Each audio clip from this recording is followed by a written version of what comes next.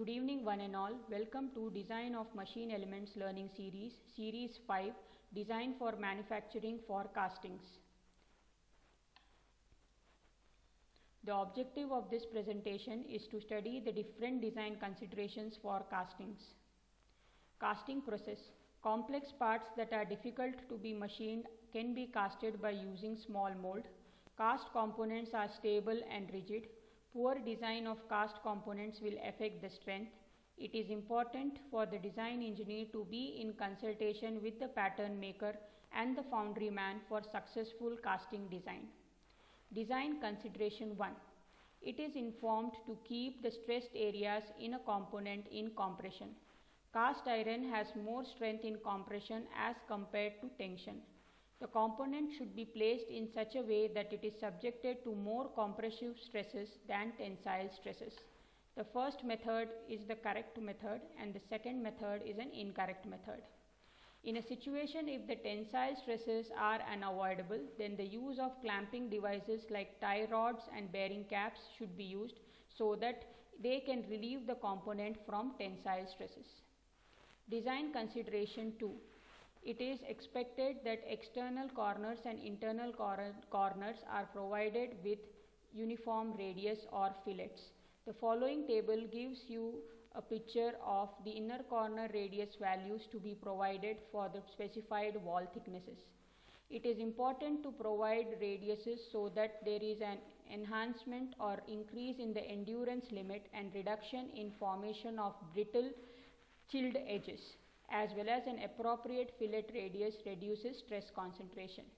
If we observe these two diagrams, we will find that there will be more stress concentration at the corners in the first component as compared to the second component because of the presence of fillets.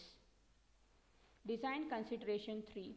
There should be uniform section thickness compatible with overall dimensions. Abrupt change in cross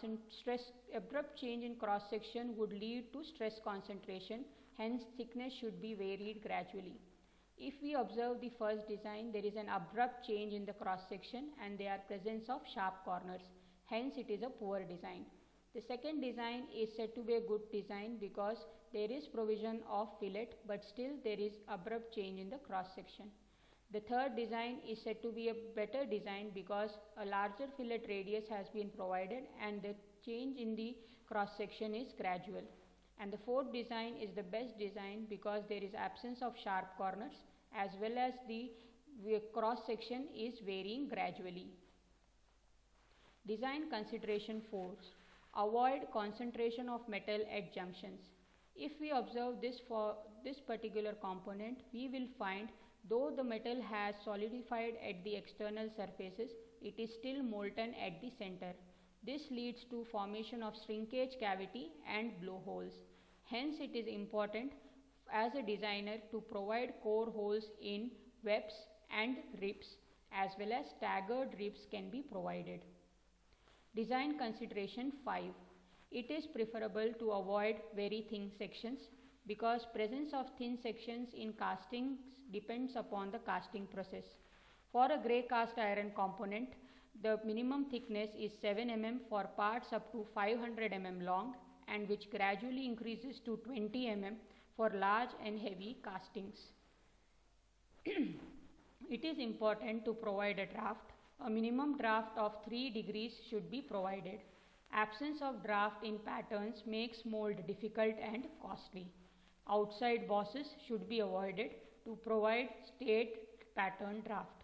The first design is an incorrect design and the second design is a correct design. Oval shaped holes are preferred in large dimensions along the direction of forces. References.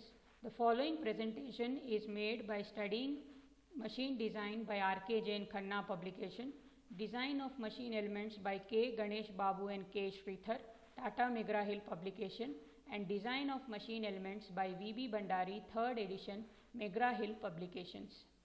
Thank you very much and wish you a happy learning.